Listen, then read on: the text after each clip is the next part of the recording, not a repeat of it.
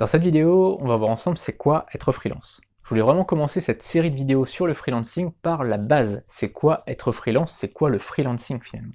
Je voulais vraiment que tu comprennes la base parce que beaucoup de gens ont entendu parler de devenir freelance, d'être freelance, se mettre à son compte, mais au final, c'est pas une notion qu'ils comprennent vraiment bien. Donc j'ai voulu vraiment revenir à la base pour cette première vidéo et vraiment t'expliquer c'est quoi le freelancing. Alors en fait, aujourd'hui, il y a 930 000 freelances en France, 930 000 freelances en France, et 9,5 millions de freelances en Europe, dans l'Union Européenne. Je ne sais pas si tu imagines un petit peu, sur 67 millions de Français, il y a 930 000 freelances, et sur 400 millions, je crois on est 400 ou 450 millions d'Européens, il y a 9,5 millions de freelances. C'est absolument énorme, c'est une grosse proportion de la population, et donc c'est important de s'y intéresser, de savoir exactement c'est quoi être un freelance, c'est quoi le métier de freelance, et c'est ce qu'on va voir donc tout au long de cette semaine, et aujourd'hui vraiment, c'est quoi la définition d'un freelance. Alors en fait, le freelance, il a deux choses, deux particularités. La première particularité, il est à son compte. Alors être à son compte, c'est quoi? C'est être en auto-entreprise, en entreprise individuelle, en SASU, donc c'est en société par action simplifiée unipersonnelle, donc c'est être tout seul dans sa société, comme moi, à l'heure actuelle je suis en SASU, ou être en EURL. Donc EURL c'est entreprise unipersonnelle à responsabilité limitée.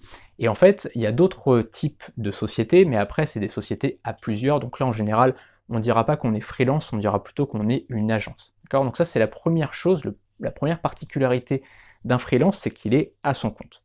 Et la deuxième particularité du freelance, c'est qu'il fait un métier de service. Il propose des services à des particuliers ou souvent à des entreprises. Donc ça peut être des services de développement. Donc il peut être développeur, il peut être rédacteur, traducteur, il peut être community manager, il peut être graphiste, il peut être comptable, il peut être conseiller juridique, il peut être conseiller d'entreprise. Bref, il y a plein de métiers, il y a des centaines de métiers, je pourrais pas tous te les citer.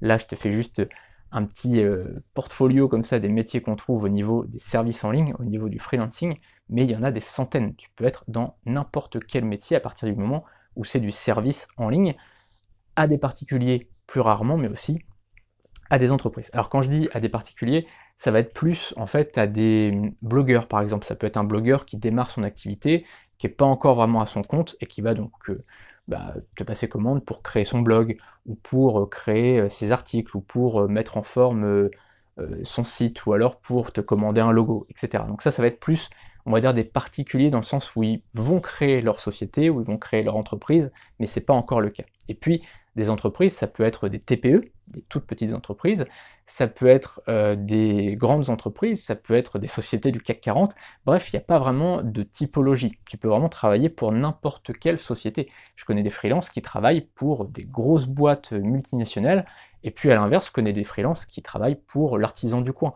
C'est vraiment, il n'y a vraiment pas de typologie de clients, il y a vraiment tous les types de clients, que ce soit des grosses boîtes ou des entreprises, des startups, des entreprises qui sont uniquement sur Internet, des sociétés qui ne sont pas du tout sur Internet, bref, il y a vraiment tous les cas de figure. Voilà. Je voulais commencer par cette petite vidéo pour t'expliquer un petit peu c'est quoi être freelance et le freelancing, et si tu as des questions, c'est juste en dessous dans la partie commentaires, et on verra donc dans les prochaines vidéos plein d'autres choses sur le métier de freelance. Je te dis à demain pour la prochaine vidéo. Salut!